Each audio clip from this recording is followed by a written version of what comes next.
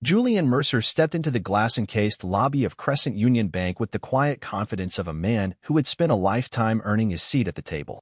He wore a tailored gray suit, understated yet impeccable. In one hand, he carried a slim black briefcase.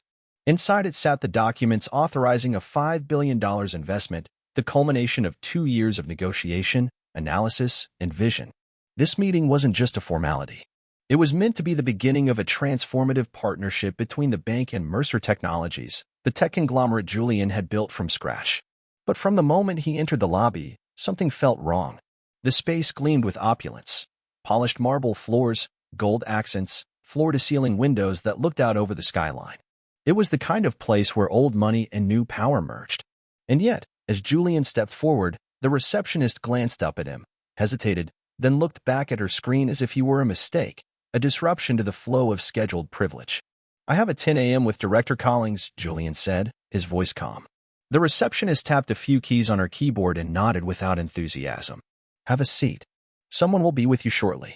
He did as instructed, settling into one of the plush leather chairs near the window. He wasn't new to discomfort in exclusive spaces, wasn't unfamiliar with the subtle cues and quiet dismissals that came with being a black man in rooms built for a different kind of legacy. But this felt different, deliberate. Julian sat for 10 minutes. Then 20. 35. Other clients arrived, white, polished, loud with entitlement. They were greeted instantly. Some were ushered back before they could even sit. He watched handshakes, warm laughter, casual familiarity. He checked his watch. 10:35 a.m. Enough. He stood and approached the receptionist again, his tone still measured. "Excuse me. My appointment was scheduled for 10. I've now waited 35 minutes. Is there an issue?" The woman didn't bother to look up. "Our directors are meeting with priority clients. You'll be called when someone is available." The implication hung in the air like a bad odor. He wasn't a priority. Julian's jaw flexed, but he said nothing. He stepped back, returned to his seat, and observed. He had not come to prove his worth.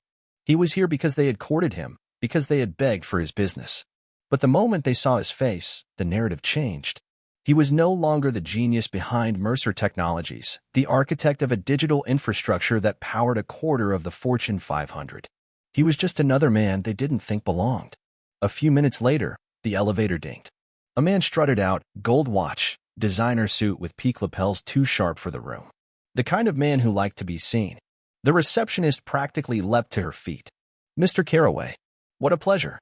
Julian watched as Sterling Carraway, a man whose name he recognized from recent headlines involving insider trading speculation, was escorted straight past him and into one of the executive suites. No appointment. No hesitation. A few moments later, the office door opened again. Laughter spilled out, loud and unbothered. Trays of espresso and imported pastries followed. Julian stood. His presence alone silenced the front of the room. He walked toward the suite with the same composure he carried into boardrooms and keynote stages. When he reached the door, Director Glenn Collins turned with a half-smile that faded fast. "Mr. Mercer," he said. The tone clipped.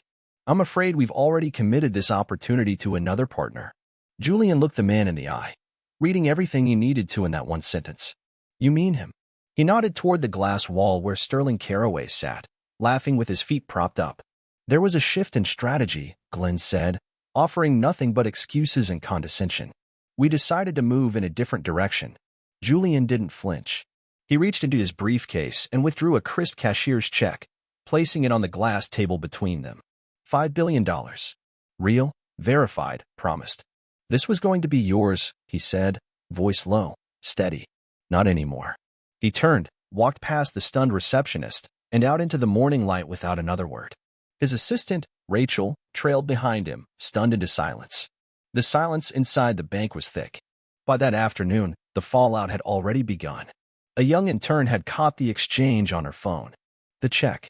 The dismissal. The words. By the next morning, the video had exploded across every platform, shared not just as a moment of corporate idiocy, but as a clear example of systemic bias in high finance. #banking while black trended by nightfall. News anchors, influencers, civil rights attorneys, economists all weighed in. The footage had struck a nerve. Crescent Union Bank's stock fell 18% in 2 days. By the end of the first week, they'd lost $1.9 billion in assets under management as clients withdrew funds in protest. Longtime partners severed ties. Statements were issued. Apologies half-offered. But it wasn't enough. The damage was done. Julian didn't speak publicly for 10 days. When he did, it wasn't with rage or pettiness. It was with resolve. He announced the launch of the Financial Equity Initiative, a program seeded with $10 million of his own capital, designed to audit and expose discriminatory practices across America's largest financial institutions. It would offer grants to overlooked entrepreneurs, lobby for policy changes in federal regulation, and publish data reports exposing disparities in treatment across race, gender, and class. It wasn't revenge. It was transformation. The story was no longer just about him. It was about every potential founder denied a loan because of their accent, every retiree talked down to at the teller line, every young Black investor whose portfolio was questioned before it was reviewed.